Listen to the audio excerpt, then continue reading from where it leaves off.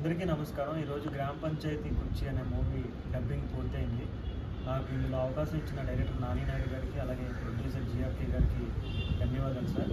త్వరలోనే జీఆర్కే music channel ద్వారా ఈ సినిమా మీ ముందుకు వస్తుంది. మీ అందరూ ఆదరించాలని చెప్పి కోరుకుంటున్నాను. ఇప్పుడు మన ప్రొడ్యూసర్ గారు, డైరెక్టర్ గారు మాట్లాడతారు సినిమా గురించి. సార్, మీరు ఫస్ట్ ఈ మూవీ కథలన్నప్పుడు మీరు ఎలా ఫీల్ అయ్యారు? ఇది చేయాలి అని చెప్పి మీకు ఏ పాయింట్ మిమ్మల్ని కదిలించి మీరు ముందుకు వచ్చారు? యాక్చువల్గా నాని నాయుడు ఎప్పుడు కూడా మంచి కథలే రాస్తారండి. ఎందుకంటే గతంలో మూర్ఖుడు అనే కాన్సెప్ట్ చేసాము, జిఆర్కే ఛానల్లో రిలీజ్ చేసినప్పుడు అది ప్రజలు కూడా 16,000 మంది చూసి 2 మెంబర్స్ సబ్స్క్రైబర్స్ కూడా నాకు వచ్చారు.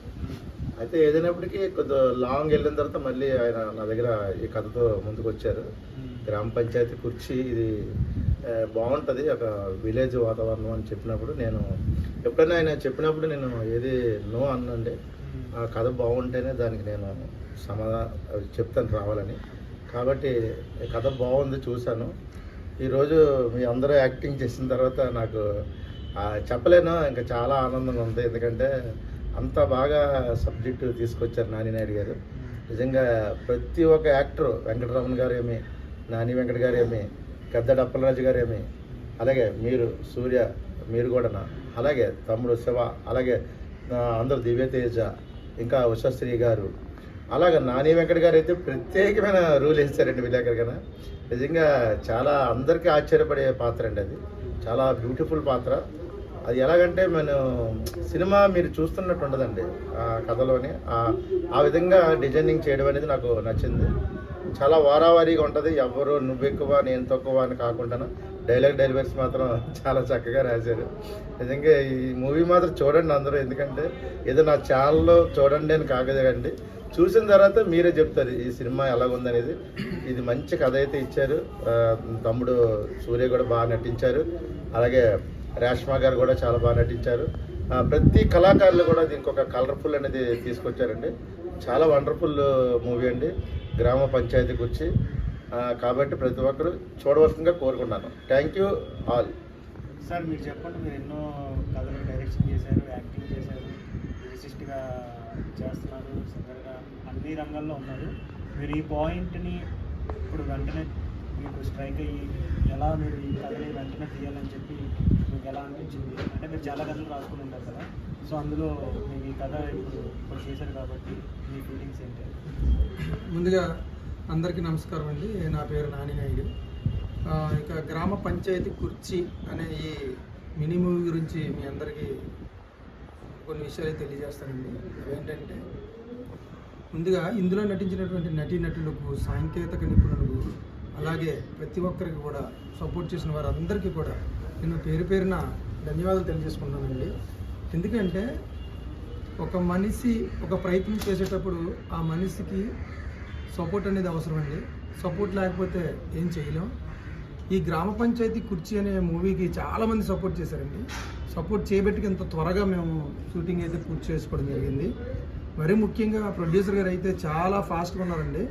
ఆయన స్టార్టింగ్ డే నుంచి ఈ రోజు వరకు కూడా మా వెన్నంటే ఉన్నారండి జిఆర్కే ఈశ్వర్ గారు.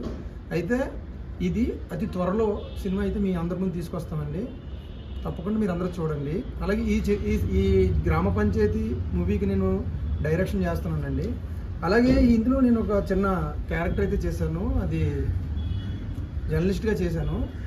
నేనైతే చెయ్యాలని నేను అనుకోలేదు, బట్ ప్రొడ్యూసర్ గారు, హీరో గారు, అలాగే మా టీం అంతా కూడా మీరు కూడా ఒక క్యారెక్టర్ చెయ్యండి, మన టీం అంతా కలిపి చేసినట్టు ఉంటుంది అని చెప్పేసి అన్నారు. కాబట్టి నేను ఆ రోజు ఒప్పుకున్నానండి.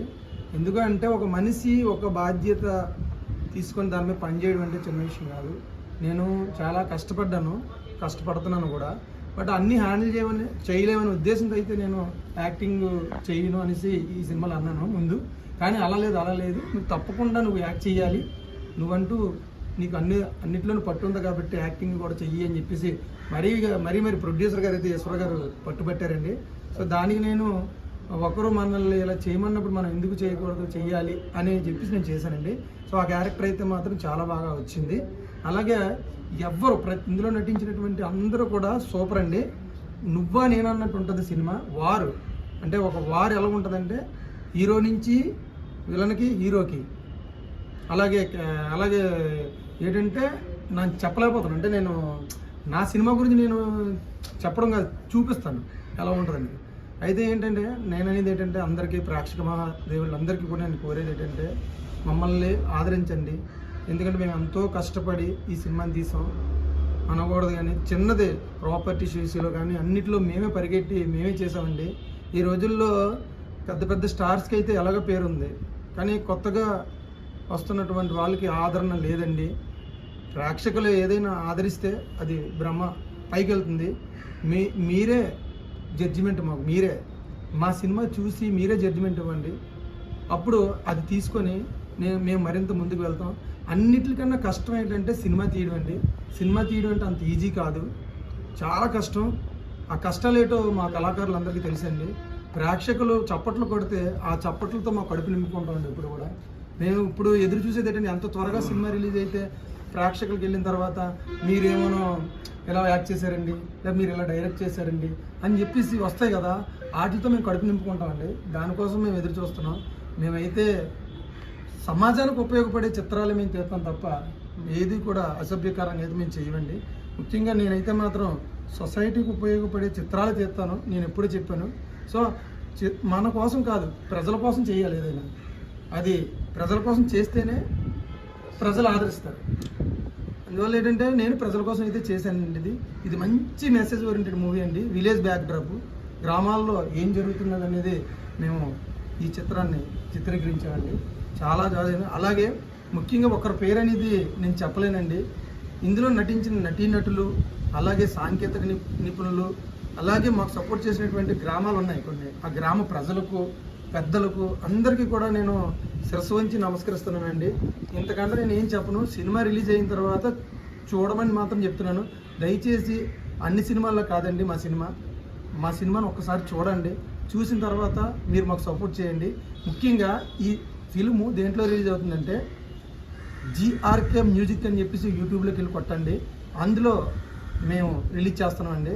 ఆ జీఆర్కే యూట్యూబ్ ఛానల్ని మీరు అందరూ కూడా సపోర్ట్ చేయండి ప్లీజ్. మీరు సపోర్ట్ చేస్తేనే మేము మరింత ముందుకు వెళ్తాం. ఇంకొక విషయం ఏంటంటే మేము మాట్లాడుకున్న టీం అంతా ఈ చిత్రం రిలీజ్ అయిన తర్వాత ప్రేక్షకులు ఇచ్చినటువంటి తీర్పుతో బాగుందని వాళ్ళు తీర్పిస్తే మరొక సినిమా తీయడానికి కూడా మేము రెడీగా ఉన్నామండి. అంటే మా టీం ఇలాగే మీరు ప్రోత్సహిస్తే మేము ముందుకు వెళ్తుంటాం. కాబట్టి మీరు అందరూ ప్రోత్సహించండి. దయచేసి జీఆర్కే మ్యూజిక్ అనే యూట్యూబ్ ఛానల్లో ఓపెన్ చేసి ఇప్పుడే సబ్స్క్రైబ్ చేసుకోండి. చేసుకుంటే మా చిత్రం రిలీజ్ చేయడం మీకు నోటిఫికేషన్ ద్వారా వస్తుంది. వచ్చి మీరు చూసి మమ్మల్ని ఆనందిస్తారని చెప్పేసి కోరుకుంటున్నాం. అలాగే నాకు ఈ చిత్రానికి దర్శకత్వ బాధ్యతలు వహించమని చెప్పినటువంటి మా గురుగారు జి ఈశ్వరరావు గారికి అయితే నేను ప్రత్యేకమైన ధన్యవాదాలు తెలియజేసుకున్నానండి. మన కళ మనలోనే ఉండిపోవడం కాదు, 10 మందిలోకి వెళ్ళాలని చెప్పేసి ఆయన నాకు చెప్పాడు.